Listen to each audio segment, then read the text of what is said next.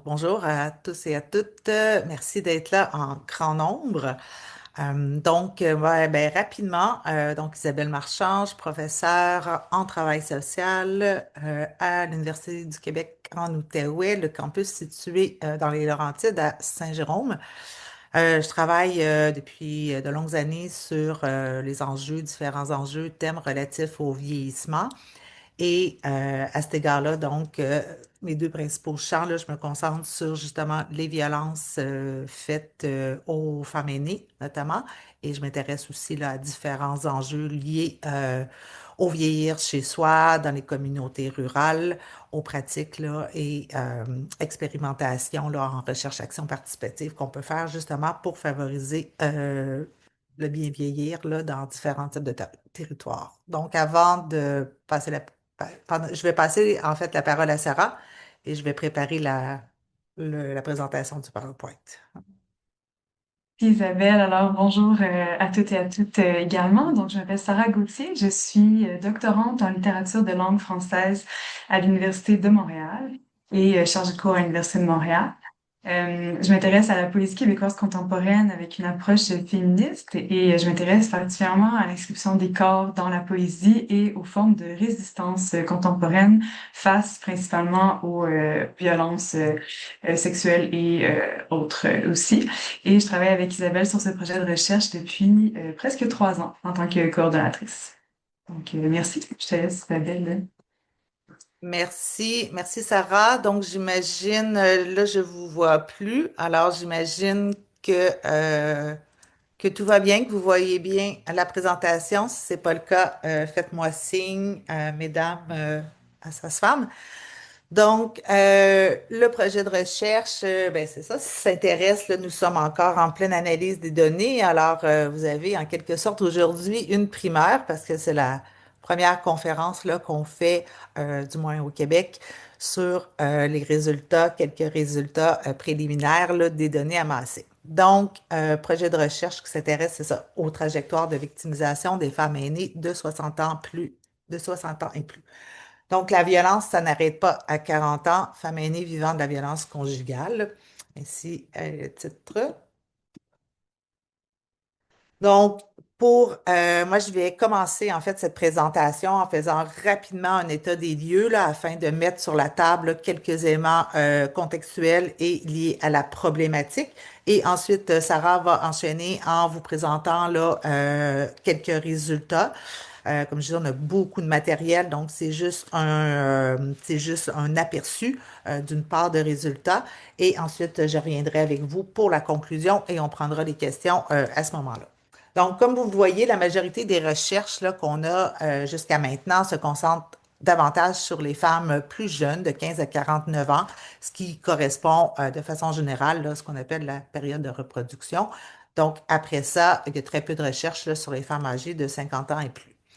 On a aussi une absence de définition là, transversale ou normalisée en ce qui concerne le terme femme, l'âge femme aînée, en l'occurrence ici. Donc, la littérature anglophone utilise beaucoup le terme abuse. Donc, abuse en français, ça renvoie à la maltraitance. Donc, il y a comme une confusion entre violence conjugale et la maltraitance, ce qui fait que c'est difficile d'avoir des estimés concrets sur précisément la violence conjugale sans que ça s'amalgame, par exemple, avec différents types de maltraitance. Il y a plusieurs là, réalités qui concernent les femmes aînées. Bien sûr, la violence, là, on en reparlera. Les formes de violence, par exemple, vécues sont similaires, mais il y a des réalités spécifiques aux femmes aînées. Donc, par exemple, on a quelques données là, sur l'ampleur de la violence conjugale.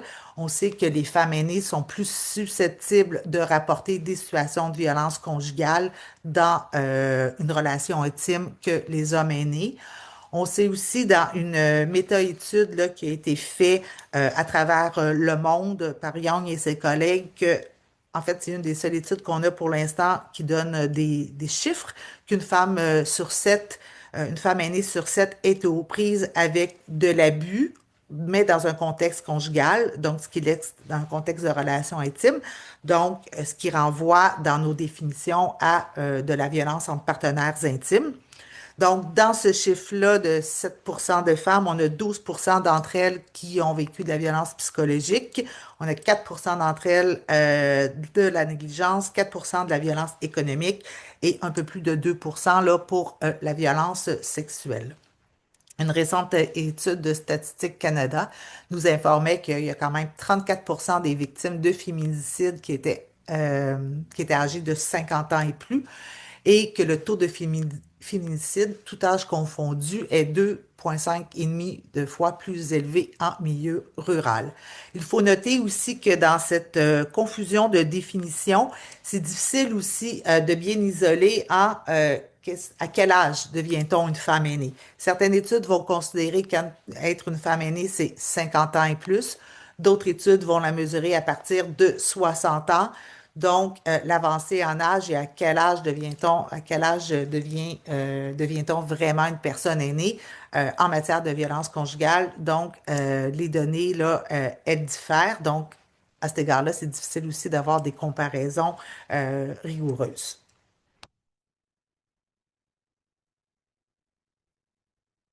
Oups. Ah, je vais enchaîner là-dessus. Donc aussi, les femmes aînées, on sait que les femmes aînées vivent les mêmes formes de violence que les plus jeunes. Encore là, des spécificités, on va retrouver des spécificités qui sont relatives vraiment à l'avancée en âge. On sait par exemple qu'en ce qui concerne les femmes aînées, ce qui est davantage reporté et étudié, c'est dans le cadre de longues relations. Donc, c'est pour ça, à cet égard-là, qu'on parle davantage de violence conjugale aussi, parce que c'est de la violence qui s'instaure dans un cadre conjugal. Et ce cadre conjugal-là, donc, pendant 10, 15, 20, 30 années, c'est la majorité des études qu'on a pour qui s'intéressent à la violence conjugale, c'est dans un cadre de violence conjugale à long terme. La violence sexuelle, on sait qu'elle est aussi présente depuis très longtemps, mais elle reste très peu documentée pour différentes raisons liées à son tabou, liées au fait que la sexualité, les femmes aînées sont souvent vues comme étant asexuelles, donc n'ont plus de sexualité, ne sont plus considérées comme étant des personnes désirables, etc. Donc, tout le pan de la violence sexuelle est largement occulté, puis on verra là aussi tabou pour les personnes elles-mêmes aussi concernées. On sait aussi que, contrairement à de la violence vécue à un âge plus jeune, dans l'avancée en âge, bien sûr, l'exposition cumulative, hein, vous pouvez bien imaginer de vivre la violence pendant 10, 20, 30 ou 40 ans. Ben, les conséquences de ces multiples formes de violence, qu'elles soient de nature physique, psychologique, sexuelle, etc., ben, forcément vont créer des impacts, là, des impacts durables dans le temps et qui viennent s'amplifier au fil du temps. On peut penser par exemple à des commotions cérébrales qui vont engendrer d'autres enjeux sur la mobilité, sur la cognition, etc. Vont engager aussi, entraînent problèmes, pardon, plus graves de santé. Comme par exemple, c'est ça, différents types de blessures qui vont avoir des conséquences graves sur la mobilité et durables aussi, et que cette sévérité, en fait, des traumas, hein, le stress post-traumatique et autres, l'angoisse chronique et etc., qui est vécue au fil des années, ben, vont engendrer, elles aussi, une sévérité vraiment accrue des traumas quand on vit de la violence depuis 20, 30, 40, 50 ans, etc. Donc, à cet égard-là, va venir aussi se joindre différents types de facteurs de vulnérabilité. En fait, les facteurs de vulnérabilité vont être vécus aussi en concomitance avec une sévérité des traumas accrus, comme par exemple un déclin rapide de la santé.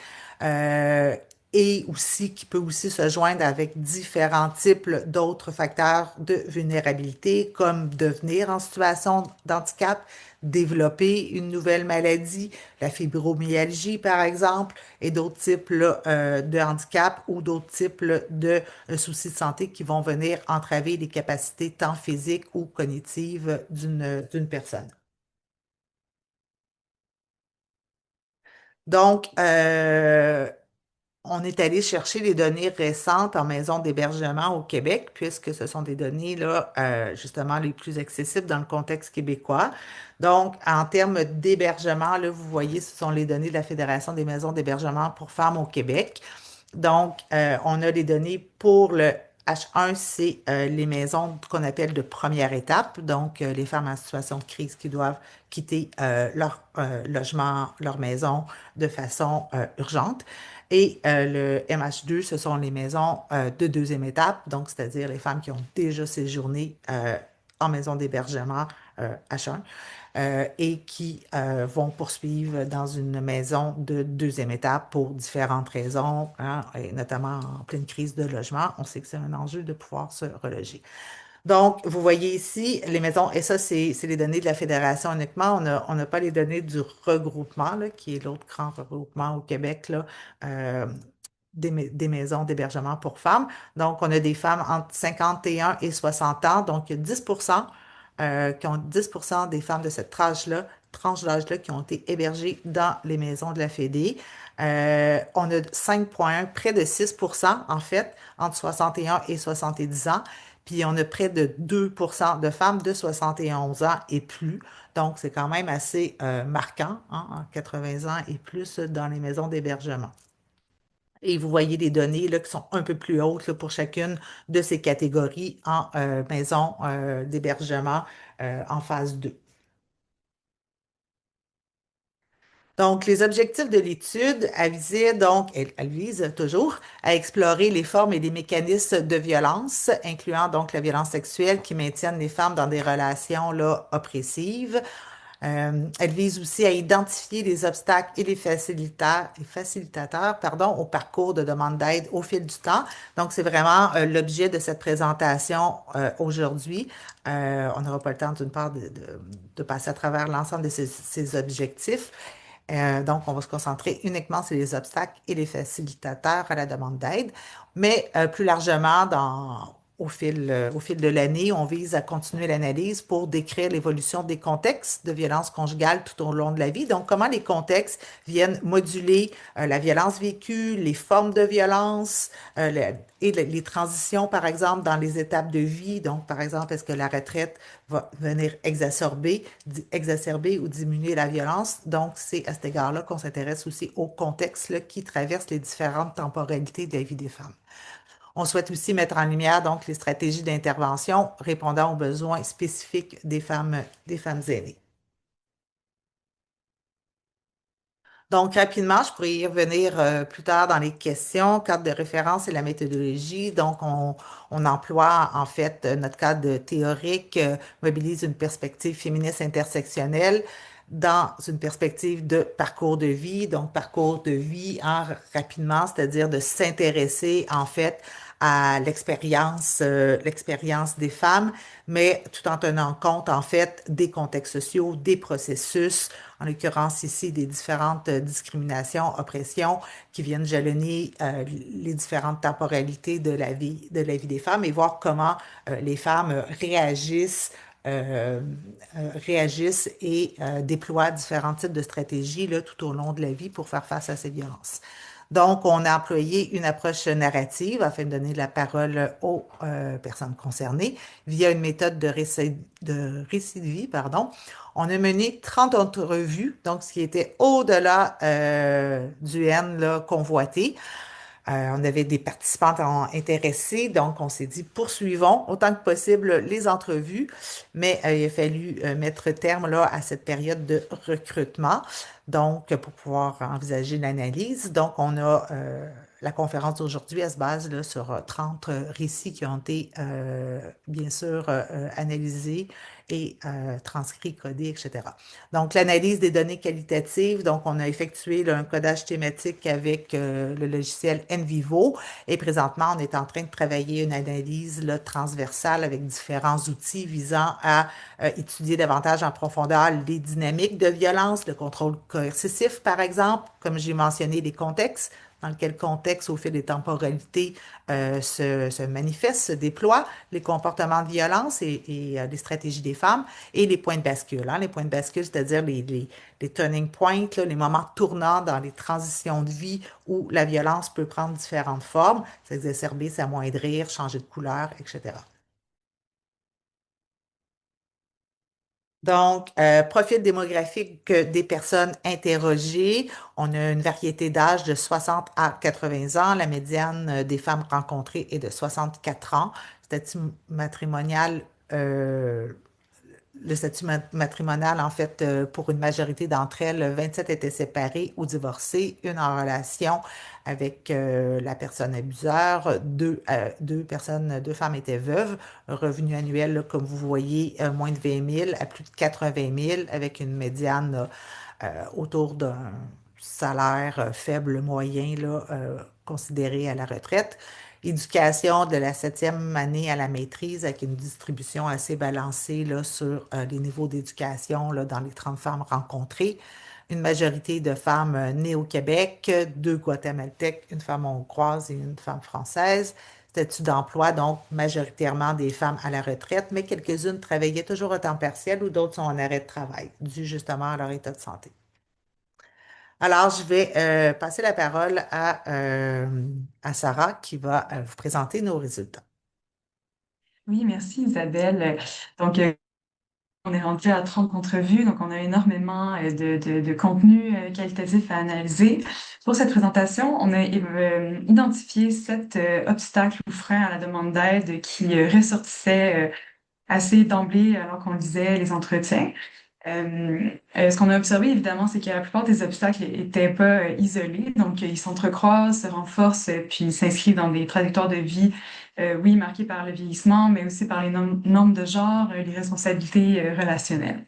On a mis les noms aussi dans le PowerPoint, mais les noms ont été changés pour conserver l'anonymat, bien entendu.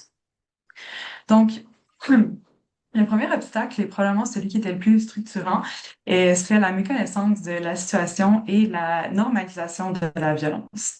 Alors, beaucoup de femmes ne reconnaissaient pas leur expérience comme étant de la violence conjugale, souvent parce qu'elles ne vivaient pas de violence physique directe, mais aussi parce qu'elles ont grandi dans un contexte où les comportements violents étaient banalisés, tolérés, voire considérés comme faisant partie intégrale du mariage. Alors, je vais vous faire entendre un peu ce que nos participantes ont dit. Louise nous a exprimé, par exemple, elle dit, ça me dégoûte, mais je ne savais pas que je vivais dans un contexte de violence conjugale. Je ne le voyais toujours pas. Ensuite, Nancy nous dit, c'était l'époque, on laissait passer, on le voyait, mais on laissait passer. Donc, on a des phrases ici qui illustrent bien l'écart entre l'expérience vécue et les catégories disponibles pour nommer la violence. Pour plusieurs des femmes, en fait, la violence n'était pas un concept mobilisable. Donc, elle parlait plutôt de personnes avec un mauvais caractère, elle parlait de chicane de couple, elle parlait d'avoir un mari, entre guillemets, difficile. Et une majorité de nos participantes ont passé justement dans des maisons d'hébergement et c'est plutôt après leur passage dans les maisons qu'elles ont acquis du vocabulaire pour nommer les types de violences qu'elles avaient vécues. Finalement, on a une participante, Guylaine, qui nous a dit, ma grand-mère disait, c'est ton rôle de femme. Mon mari voulait avoir du sexe avec moi tout le temps et je n'avais pas le choix. Ça faisait partie de mon rôle de femme. Donc, elles ont un discours qui montre à quel point la violence était intégrée dans les normes conjugales de leur génération. Le mariage était perçu comme indissoluble, on disait pour le meilleur et pour le pire, et les femmes étaient souvent perçues comme responsables de maintenir l'harmonie du foyer. C'est une normalisation qui a retardé pendant parfois plusieurs décennies la possibilité même de reconnaître la violence conjugale au sein de la relation. Ensuite, donc, le deuxième obstacle qu'on a identifié, en fait, est lié directement au vieillissement, qui vient agir comme un écran. Dans les discours publics, les femmes âgées sont rarement représentées comme des victimes de violences conjugales. Les campagnes de sensibilisation, pardon, c'est surtout les femmes de 25 à 40 ans, ou encore elles vont adresser le danger de la maltraitance par les proches, par exemple l'exploitation financière, la négligence, mais très peu la violence exercée par un conjoint. Alors, on a Pauline qui résume un peu ce sentiment d'invisibilité qui nous dit les femmes de mon âge n'existent pas dans le contexte de la violence conjugale. C'est plutôt par rapport aux proches qui veulent de l'argent, mais on ne parle pas de violence à mon âge. Ça n'existe pas. À mon âge, qui va m'écouter? Ensuite, on a Colette aussi qui relève cette invisibilisation, qui nous dit il y a plusieurs jeunes femmes jusqu'à 40 ans environ. C'est surtout ça qu'on voit dans les publicités. Ce n'est pas des femmes mûres. Alors, on retrouve dans leur discours un sentiment d'être en marge des priorités sociales, trop âgées pour être prises au sérieux, trop éloignées des représentations médiatiques de la violence conjugale pour s'y retrouver et s'y identifier. Les préoccupations liées au vieillissement éclipsent la violence conjugale qui devient souvent secondaire dans le regard social et institutionnel. Ensuite, donc un autre obstacle majeur, ce serait la honte, qui joue vraiment un rôle central dans le maintien du silence chez nos participantes. La honte est à la fois personnelle, donc il y avait une honte d'avoir enduré, d'être resté, d'avoir choisi, entre guillemets, le mauvais partenaire, et une honte sociale aussi, donc honte du regard des autres, peur du jugement, et ainsi de suite. Colette souligne à quel point ce tabou est profondément ancré en elle et dans son entourage. Elle raconte que des femmes mariées depuis 40 ans n'ont jamais rien dit à leurs amis malgré des violences répétées et que le silence finalement devient une forme de loyauté conjugale, mais aussi une stratégie pour préserver une image sociale. Guylaine, quant à elle, explique avoir été rabrouée par la famille de son agresseur. Elle dit, j'ai parlé à sa famille et ils m'ont immédiatement ignorée. Je n'osais pas en parler à ma propre famille, j'étais trop gênée. Alors j'ai gardé le secret, je n'en ai pas parlé. Et Agathe souligne comment elle se forçait à cacher sa situation. Donc, personne n'aurait jamais deviné que j'étais une femme victime de violence. J'ai toujours souri, j'ai toujours caché ma souffrance. Donc, la honte, c'est pas seulement un sentiment interne, elle est aussi produite et renforcée par l'entourage, puis elle devient un mécanisme de contrôle social qui empêche la dénonciation. Ensuite, plusieurs de nos participantes ont également décrit un processus de banalisation ou de déni de la violence. Donc, elles minimisaient leur expérience, elles la comparaient à une expérience pire ou elles la considéraient comme faisant partie de la relation, comme si c'était normal. Joséphine nous dit, eh bien, c'est ce que je n'arrête pas de penser. Pourquoi n'as-tu pas parlé avant? Pourquoi n'as-tu pas? Et c'est comme si beaucoup de gens étaient dans le déni, qu'ils avaient vu des choses et ça me confronte. J'ai toujours voulu dire quelque chose, mais c'est comme si ce n'était pas si grave, tu sais. Alors, c'est pas un manque de lucidité de la part des femmes, mais souvent plutôt une stratégie de survie, comme tenter de minimiser permet en fait de continuer à fonctionner au quotidien dans la durée, de préserver une forme de stabilité émotionnelle. Puis le déni est aussi alimenté par l'entourage qui peut banaliser les comportements violents ou les présenter comme des problèmes de couple aussi. C'est ce que Pauline nous dit. Elle dit, ma sœur m'a dit, j'ai des amis dont les maris crient, hurlent et font des choses, mais c'est comme si ça faisait partie de la vie conjugale. On n'en parle tout simplement pas. Donc, c'est une banalisation qui retarde la prise de conscience et qui rend la rupture beaucoup plus difficile. Les femmes et leur entourage viennent invalider leurs expériences. Ensuite, Ensuite, on a vu que les réseaux sociaux des femmes jouent un rôle très ambivalent. Donc, certaines femmes ont reçu du soutien de leur famille, de leurs amis, mais d'autres ont été confrontées à la complicité directe ou passive de leur entourage avec leur abuseur. Donc, Rose explique que son frère a priorisé, par exemple, sa relation avec son abuseur plutôt que leur relation à eux, et qu'il a même contribué à la violence qu'elle a subie. Elle dit, avant, on était très proches, mais il a continué à boire avec mon ex. On ne se parle plus, on a coupé les ponts. Mon frère m'a fait subir 6 mois de harcèlement de la part de mon ex. Ensuite, Martine nous raconte qu'elle ne pouvait plus faire confiance à ses amis. Elle dit, j'ai coupé les ponts avec tous mes amis parce que je savais que l'un d'eux lui fournissait des informations. Malheureusement, les agresseurs sont très, très, très charmants.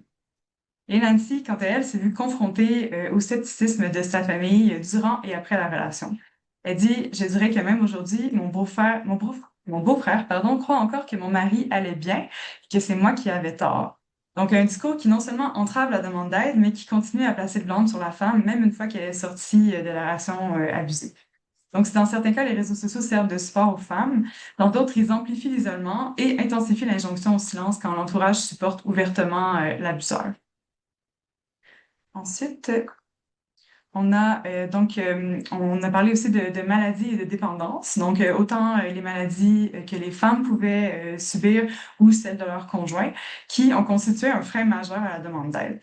Certaines participantes étaient dépendantes de leur conjoint pour recevoir des soins ou se déplacer, comme c'est le cas d'Evelyne qui a subi une opération en 1990 et qui l'a empêchée de travailler par la suite. Et ce qui a fait qu'elle est restée dans la relation pendant plus de 20 ans avec son conjoint parce qu'elle avait besoin d'aide pour ses déplacements et ses suivis médicaux. De l'autre côté, il y a aussi souvent les femmes qui ont elles-mêmes pris un rôle de proche aidante envers leur conjoint. Et la façon que c'était raconté, c'était un peu une évidence, comme si c'était une morale qui semblait difficile à contourner pour plusieurs de nos participantes. Donc, Nancy nous raconte, j'étais sur le point de me séparer, puis j'ai appris ce diagnostic. Si mon médecin m'annonce que mon mari a un cancer incurable, qu'est-ce que je vais faire? Je vais prendre soin de lui. Joséphine dit, il a reçu ses résultats et il avait un cancer du sein. Je ne pouvais pas l'abandonner. Donc, ces témoignages montrent à quel point les responsabilités de soins peuvent neutraliser la possibilité de partir. La maladie renforce la dépendance, mais aussi la culpabilité joue un rôle là-dedans. Puis certaines femmes se sentent obligées de rester, même dans un contexte violent, parce qu'elles se perçoivent comme les seules capables d'assurer les soins nécessaires que leur mari conjoint a besoin. Et le vieillissement vient amplifier ce phénomène. Donc, plus les besoins de soins augmentent, plus la rupture devient impensable. Euh, on en a un dernier. Ah, tu peux reculer d'une diapositive, Isabelle. Dernier obstacle qu'on a relevé, qui est peut-être moins visible, mais qui est quand même très important, ça concerne la violence institutionnelle, c'est-à-dire les abus et les défaillances provenant de professionnels de la santé. Donc, pour plusieurs participantes, les figures médicales, que ce soit neurologues, psychiatres, médecins, psychologues, ont occupé une place centrale dans leur compréhension de la situation et dans leur capacité à demander de l'aide. Mais souvent, au lieu de jouer un rôle protecteur ou d'accompagnateur, certains professionnels ont contribué à maintenir le climat de violence ou à fragiliser davantage les femmes qui étaient leurs patientes. Donc, on a l'exemple de Ginette qui explique qu'un neurologue lui a annoncé, alors qu'elle voulait quitter son mari, que son conjoint souffrait d'une démence frontotemporale, maladie qui serait supposément associée à des comportements violents incontrôlés et à une espérance de vie très courte. Donc, elle dit, oui, ça me bloque complètement, complètement, complètement, fait que j'ai resté 5 ans de plus avec lui à cause de ça. Et finalement, au moment de leur séparation, pendant le procès, ce même neurologue n'a jamais pu confirmer le diagnostic de démence frontotemporale. Un autre neurologue a été appelé pour évaluer l'état de santé de l'homme et il n'a pas pu affirmer non plus la présence d'une démence. Elle dit, c'est comme si c'était pas vraiment là. Alors, son neurologue lui a menti pendant plusieurs années pour s'assurer que l'homme ne vieillirait pas seul. Ensuite, Monique, de son côté, a vécu une situation toxique avec son psychiatre, qu'elle percevait comme un sauveur. Elle nomme une figure paternelle, il était plus âgé qu'elle, et il a déclaré être en amour avec elle. Donc, elle nous dit, à un moment donné, mon psychiatre est allé dire qu'il avait une fille de mon âge à cette époque-là et qu'il était en amour avec moi. Au lieu de remonter la pente, j'ai fait pouf, c'était comme un dieu pour moi, mais il m'avait encore trahi. Donc, c'est une trahison professionnelle qui a entraîné des conséquences profondes sur son parcours parce que par la suite, elle était incapable de faire confiance aux hommes. Ces expériences montrent en fait que la violence peut être renforcée, prolongée ou même réactivée par des institutions qui détiennent un pouvoir immense sur la vie et la vulnérabilité des femmes. La trahison médicale devient alors un obstacle majeur à la dénonciation et même à la reconstruction par la suite. Puis, finalement, pour poursuivre la discussion, en somme, on pourrait dire que nos résultats s'inscrivent dans la continuité des travaux antérieurs, mais en confirmant et en approfondissant les dynamiques mises en lumière par la littérature. Donc, qui montrent que le vieillissement s'accompagne souvent d'un phénomène d'invisibilisation et la violence conjugale envers les femmes aînées demeure largement taboue. Donc, beaucoup intériorisent l'idée que, je cite une de nos participantes, ça n'existe pas à mon âge, une perception renforcée par l'âgisme qui traverse leur expérience du vieillissement. À ça, on peut ajouter les normes de genre et les rôles conjugaux traditionnels, donc les attentes liées au mariage, au dévouement, aux responsabilités féminines qui contribuent à normaliser, voire à tolérer la violence au sein du couple. Puis, la santé et la dépendance jouent également un rôle central. Donc, la maladie, le handicap ou encore les responsabilités de soignantes augmentent la vulnérabilité des femmes âgées et limitent concrètement leur possibilité de quitter une relation violente. Enfin, leurs réseaux sociaux, en fait, se révèlent souvent ambivalents. Famille et communauté peuvent offrir un soutien précieux, mais aussi se montrer complices ou minimiser la situation, influençant profondément leur capacité à demander de l'aide. Donc, c'est des obstacles qui sont pas individuels, ils sont structurels, ils s'inscrivent, oui, dans une génération, des normes sociales, mais aussi dans des trajectoires de vie marquées par l'idée de devoir, loyauté et marquées par l'injonction au silence aussi. Donc, merci. Je vais passer la parole à Isabelle pour suivre et conclure. Merci, merci Sarah. Donc, quelques éléments pour la conclusion. Bien sûr, là, il y a beaucoup d'implications qu'on pourrait réfléchir là, ici pour la pratique. Là, c'est seulement, comme je disais, quelques idées et préliminaires. Là. Mais au terme de l'étude, là, on va pouvoir justement pouvoir approfondir cet aspect-là, notamment avec notre partenaire, là, la Fédération des maisons d'hébergement pour femmes. Donc, l'implication pour la pratique, ben, les femmes l'ont dit d'entrée de jeu. Donc, que ça prend des campagnes de sensibilisation là, pour, d'une part, illustrer que la violence existe à tous les âges de la vie. Donc, sortir la violence de l'ombre, la violence vécue dans l'avancée en âge, la sortir de l'ombre et montrer que ça existe. En montrant quelque chose, ça permet aussi de légitimer aussi la problématique et la violence qui est vécue par les femmes. Donc, la violence, c'est un problème qui dure toute la vie. Donc, des campagnes de sensibilisation à cet égard-là. De former les professionnels, les personnes professionnelles du secteur à la fois santé, services sociaux pour reconnaître les signes de violence conjugale. Malheureusement, notre système est construit en silo. Donc, entre une porte d'entrée pour la violence conjugale, puis une porte d'entrée, par exemple, pour la maltraitance. Les deux services ne se parlent pas nécessairement et les personnes œuvrant en maltraitance sont, ben, c'est discrétionnaire. Parfois, certaines sont formées, d'autres pas formées. Donc, il y a souvent confusion aussi entre maltraitance et violence conjugale, ce qui entrave en fait l'angle mort en fait de l'intersection entre le sexisme et l'agisme si toute forme de violence devient sous l'égide de la maltraitance. Donc, il y a vraiment de la sensibilisation à faire en ce qui concerne la violence conjugale ou la violence subie dans le cadre des relations intimes dans l'avancée en âge. Et la départager, en fait, de ce qui a trait aussi à d'autres types de formes de maltraitance.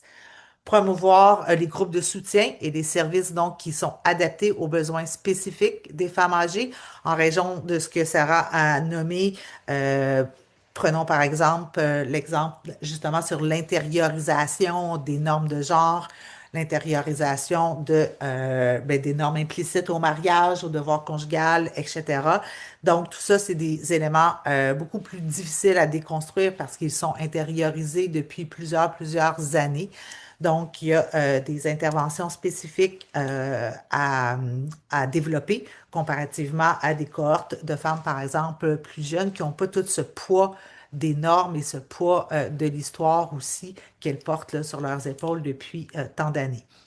Renforcer la collaboration intersectorielle, donc j'ai un peu évoqué en parlant de CEO, donc d'amener hein, les différents professionnels, tant les professionnels de la santé, vous avez vu l'exemple, là, je prends l'exemple par exemple du neurologue, donc hein, faire en sorte qu'il y ait un continuum justement de sensibilisation, parce que dans même certaines études aussi qu'on a consultées, même les médecins de famille, par exemple, eux ont aussi certaines idées à l'effet que la violence conjugale ne peut pas persister dans l'avancée en âge.